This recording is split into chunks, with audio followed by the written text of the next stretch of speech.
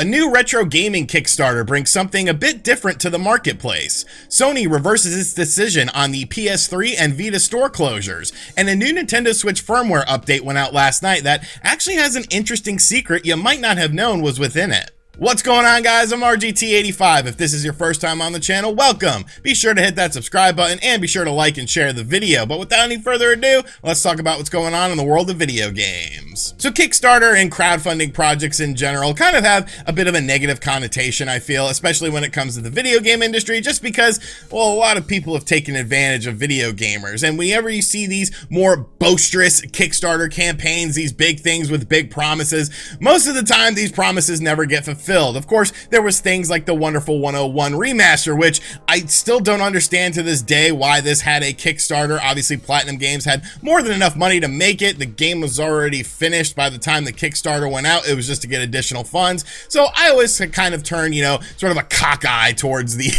Kickstarter campaigns, especially from bigger companies. But when it comes to smaller companies, I do have a little bit of leeway with them. And there's a new company out there that's actually introducing something pretty cool. It's called the PiePacker, and it involves retro games. Now, my buddy Cool Toy actually did a little hands-on preview of this video that sort of brought this to my attention, and then their Kickstarter actually launched today. This isn't a sponsored video or anything like that. It's just something I found interesting, so I figured I'd share this information with you guys. Make sure you guys check out Cool Toy's video. I'll have a link to it in the description box down below if you want to see how this thing works. But essentially what the PiePacker allows you to do is play retro games online with other people, and it uses a browser-based function that actually has 60+ games already built into the service, but also allows for more. You can actually play your own carts with this as well, which I think is where things get very interesting if you choose the tier that basically supports it. So basically there's different tiers that allow you different access to things. You can access things like the basic, the premium version of the web browser thing, and then there's something that encompasses both of those and also has the ability to play your cartridges. It has like a little cartridge box that you connect to your PC, and it allows you to use different adapters. Right now, the adapters that are going to be supported with this are NES, Super NES, and Genesis. Now, as far as the games that are on the system already, it ranges from the NES to actually PlayStation 1 games.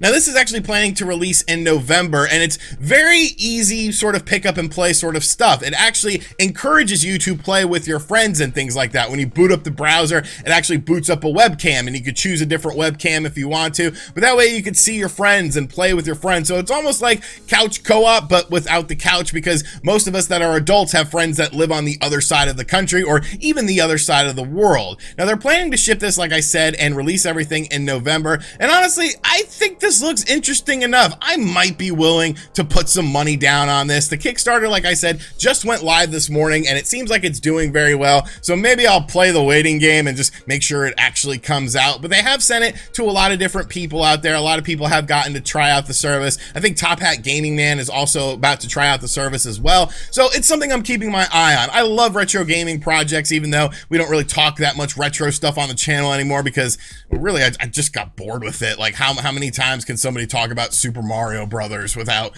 adding anything to the conversation? But I think this is a very cool thing. So if you want more information, like I said, go check out Cool Toy's video. He did a really good hands-on with it to show you the functionality, controller support, and all that stuff. You can use whatever controller you want. Definitely something very interesting. Next up, of course, one of the hottest topics has been the closure of the PlayStation 3, the PSP, and the PlayStation Vita store. We all knew this was eventually coming, but it seemed to come a little bit quicker than a lot of people anticipated. Jim Ryan, of course, doesn't care that people like to play retro games because he doesn't see the point in playing them, so why would anyone else see that? Well, you know what?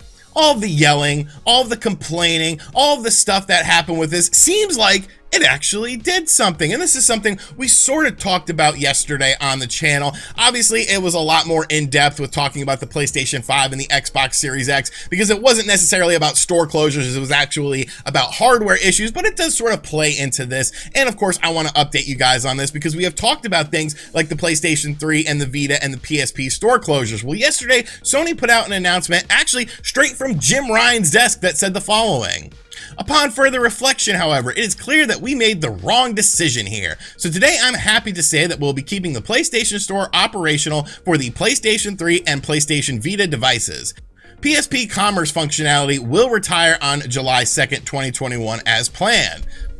So a lot of people are chalking this up to a victory, and to some extent it definitely is a victory. I'm not surprised that the PlayStation Vita store was spared in this, because there's actually people like still making Vita games. Like, somebody just released a Vita game, so to have such a small time frame in order for people to buy this game obviously would be absolutely ridiculous. So if you're still supporting developers making PlayStation Vita games, no matter the size, whether they're a big game, you know, a big AAA game, or just a smaller indie title, you still want to have that rapport with different people, and you want to show them that you support the systems that they are making games on. The PlayStation 3 situation, though, I think is a bit more interesting, and I almost feel like the whole reason that they're doing this is because they probably made so much money panic spending with the PlayStation 3. You got to think about it. I'm sure a lot of people went up and booted up their PlayStation 3 and bought a ton of games digitally. Think of how many people were making videos about, you got to get these games before they're gone forever on the PS3 and the PS Vita. Like, those stores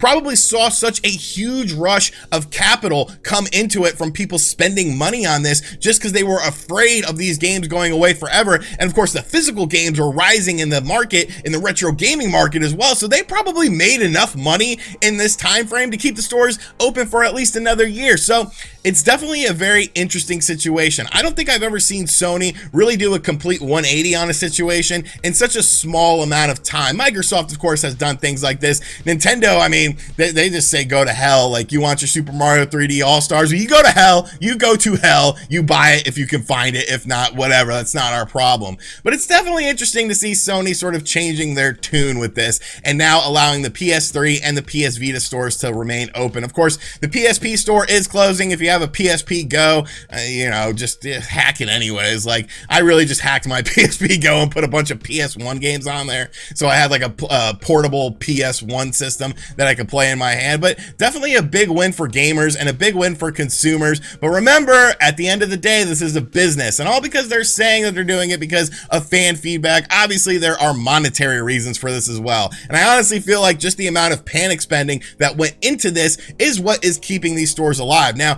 how long are these stores going to stay alive, though? Is it, you know, 6 months, a year, 10 years? We don't know. They really left the door open on this, so it'll be interesting to see the future. But you know what, Jim Ryan? Credit where credit is due. You did something good, and now I hate you just a little bit less.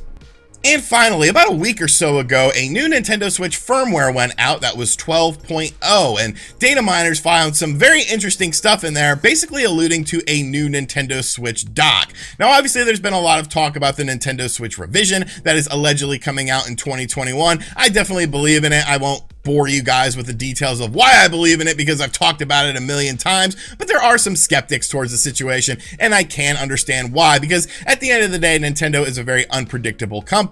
But of course, like I said, there was lots of interesting stuff within the data mine of this, talking about a new dock. Now, obviously, if you're revising the Nintendo Switch model with the alleged specs that it will allow for games to play up to 4K, you'll have to have a new dock with this Nintendo Switch, because the current Nintendo Switch dock only allows for 1080p out at a maximum. So there was some other stuff within that report as well that sort of just went overlooked, and actually something was actually added into the 12.1 update that went out last night that sort of reaffirms that something is happening. Maybe not as big as a Nintendo Switch dock situation with a brand new dock, but it's definitely something to keep an eye on, because I think it plays into this Nintendo Switch revision. Now, of course, 12.01 was basically just a stability patch, which, you know, the Nintendo seems to love to do those all the time, but usually when there's a stability patch, there's something else going on with this, something else behind the scenes that Nintendo doesn't come out and just say, because, well, it's really none of your business. Now, of course, Oatmeal Dome and their team of individuals have actually data mined this firmware update and found something very interesting.